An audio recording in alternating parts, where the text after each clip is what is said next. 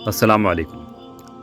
مولانا وحید الدین خان صاحب کا ایک میگزین ہے الرسالہ کے نام سے، جو کہ 1976 سے شائع ہو رہا ہے اور آج تک ان کی وفات کے بعد بھی وہ شائع ہو رہا ہے، چھپتا ہے۔ پہلے ہر مہینے آتا تھا، اب وہ 2 مہینے میں ایک بار آتا ہے۔ بہرحال کئی بار اس میں یہ ہوتا ہے کہ اردو کی تحریر ہے، وہ اردو میں ہی ہوتا ہے وہ رسالہ، لیکن بیچ میں کہیں اس میں کوئی انگلش کا کوئی پیراگراف آ جاتا ہے، کسی انگلش کتاب سے کوئی ریفرنس دیا ہوا ہوتا ہے یا کوئی بات، تو وہ انگلش میں کوئی پیراگراف بیچ میں آ جائے گا، پھر اس کا ٹرانسلیشن اردو میں نہیں ہوتا، وہ انگلش میں ایسے ہی چھوڑ دیا جاتا ہے۔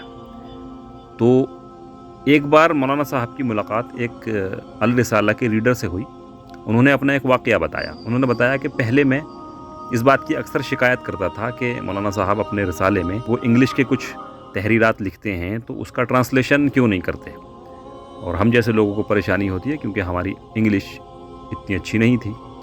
پھر اس کے بعد میں نے یہ سوچا کہ کیوں نہ میں خود اپنی انگلش کو بہتر کر لوں، انگلش سیکھ لوں، اور پھر میں نے کوشش کر کے انگلش زبان سیکھی، اور اب مجھے ایسی کوئی پریشانی نہیں ہوتی۔ اب میں الرسالہ پڑھتا ہوں اور اس میں کہیں بھی اگر انگلش کی کوئی تحریر آتی ہے تو میں آسانی سے اس کو سمجھ لیتا ہوں۔ اس بات پر تبصرہ کرتے ہوئے مولانا صاحب نے اپنی کتاب اسفار ہند میں یہ واقعہ لکھا کہ انہوں نے یہ ساری بات بتائی کہ ایسے سے مجھے ایک ریڈر نے اس طرح سے بتایا۔ پھر وہ اس پہ لکھتے ہیں کہ یہ واقعہ مجھے بہت پسند آیا۔ اس کا تعلق صرف انگلش سیکھنے سے نہیں ہے، بلکہ اس کا مطلب یہ ہے کہ انسان دوسروں کی شکایت کرنے کے بجائے خود اپنی قابلیت کو بڑھائے، اور یہ ایک تعمیری مزاج ہے۔